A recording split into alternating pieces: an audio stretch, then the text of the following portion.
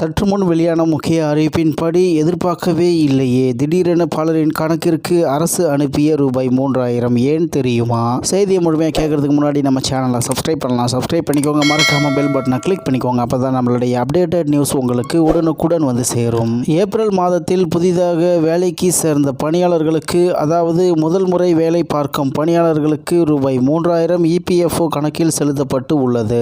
ஊழியர்களின் வருங்கால வைப்பு நிதி அமைப்பில், அதாவது EPFO கடந்த ஏப்ரல் மாதம் இணைந்த புதிய உறுப்பினர்களுக்கு குறைந்தபட்சம் ரூ.3000 EPFO கணக்கில் பணம் வழங்கப்பட்டு உள்ளது. கடந்த சில மாதங்களாக இந்த தொகை வழங்கப்பட்டு வரும் நிலையில் இந்த மாதமும் இந்த தொகை வழங்கப்பட்டு உள்ளது. ஏப்ரல் மாதத்திற்கான தொகை வங்கி நேரடியாக அவர்களின் EPFO கணக்கில் மே மாதம் செலுத்தப்பட்டு உள்ளது. EPFO இந்த ஆண்டு ஏப்ரல் மாதத்தில் கிட்டத்தட்ட 12 லட்சம் உறுப்பினர்களை புதிதாக சேர்த்துள்ளதாக தொழிலாளர் அமைச்சகம் தெரிவித்துள்ளது. தொழிலாளர் வருங்கால வைப்பு நிதி அமைப்பு, அதாவது EPFO நடத்தும் PF கணக்கில் தொடர்ந்து புதிய உறுப்பினர்கள் இணைந்து வருகின்றனர். மேலும் யாருக்கெல்லாம் வழங்கப்படுகிறது, அதாவது ஒவ்வொரு வருடமும் ஒவ்வொரு மாதமும் புதிதாக பணிக்கு சேரும் ஊழியர்களுக்கு அவர்களின் நிர்வாகம் சார்பாக EPFO கணக்கு தொடங்கப்படும். இதில் தொழில் உற்பத்தி துறையில் முதல் முறையாக பணிக்கு சேரும் ஊழியர்களின் முதல் வருங்கால வைப்பு நிதி சந்தாவை அரசே செலுத்தும். அனைத்து துறைகளிலும் கூடுதலாக பணிக்கு அமர்த்தப்படும் தொழிலாளர்களுக்கு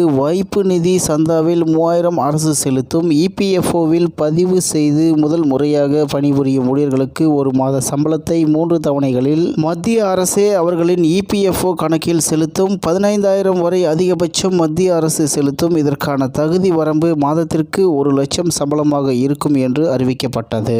அதன்படி பிப்ரவரி மாதத்தில் EPFOவில் இணைந்த 15 லட்சம் உறுப்பினர்களுக்கு குறைந்தபட்சம் ரூ.3000 இருந்து வங்கி கணக்கில் பணம் வழங்கப்படும் என்று அறிவிக்கப்பட்டு உள்ளது. இது அவர்களின் நேரடி வங்கி கணக்கிற்கு செல்லாமல் PF வங்கி கணக்கிற்கு செலுத்தப்படும் என்று அறிவிக்கப்பட்டு உள்ளது. மேலும் EPFOவில் வரும் மாற்றங்கள், அதாவது இனி EPFOவில் உள்ள PF பணத்தை எளிதாக ATM மூலம் எடுக்க முடியும். தற்போது உள்ள கடினமான முறையை பயன்படுத்த வேண்டியது இல்லை.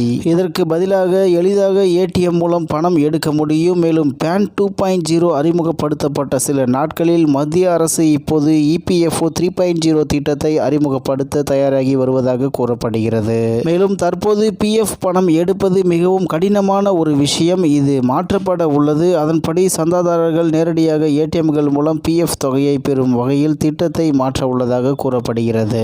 மேலும் ATMகள் மூலம் PF எடுப்பதற்கு வசதியாக கார்டுகளை வழங்கும் பணியிலும் தொழிலாளர் அமைச்சகம் ஈடுபட்டுள்ளதாக கூறப்படுகிறது. இந்த வசதி மே அல்லது ஜூன் 2025க்குள் செயல்படும் என எதிர்பார்க்கப்படுகிறது. இது EPFO சந்தாதாரர்களுக்கு மேலும் வசதியை அளிக்கும். அந்த கார்டுகளை ATM கார்டுகள் போல பயன்படுத்தி பணம் எடுக்க முடியும். அந்த கார்டுகள் உங்கள் போன் மற்றும் ஆதார் கார்டுடன் இணைக்கப்பட்டு இருக்கும். மேலும் ஊழியர்களின் வருங்கால வைப்பு நிதி அமைப்பு, அதாவது EPFO வருங்கால வைப்பு நிதிக்கு, அதாவது PF பணியாளர் பங்களிப்புகளில் தற்போது 12% வரம்பு வைக்கப்பட்டு உள்ளது. இந்த வரம்பு தற்போது நீக்கப்பட உள்ளது என்று கூறப்படுகிறது. ஒவ்வொரு ஊழியர்களுக்கும் தனிப்பட்ட வகையில் சொந்தமாக சேமிப்பு பழக்கங்கள் இருக்கும். அந்த பழக்கங்களை அடிப்படையாக வைத்து வருங்கால வைப்பு நிதிக்கு, அதாவது PF பணியாளர் பங்களிப்பு மாற்றப்படலாம் என்று கூறப்படுகிறது. அதாவது வருங்கால வைப்பு நிதிக்கு பணியாளர் பங்களிப்பு உயர்த்தி கொள்ளலாம். மேலும் தற்போது ரூ.1800 கொடுப்பவர்கள் தேவைப்பட்டால் கூடுதலாக கொடுக்கலாம். அதாவது PF தொகைக்கு நீங்கள் கூடுதலாக பணம் கூட்டலாம் என்று தகவல் வெளியாகி உள்ளது என்பது குறிப்பிடத்தக்கது.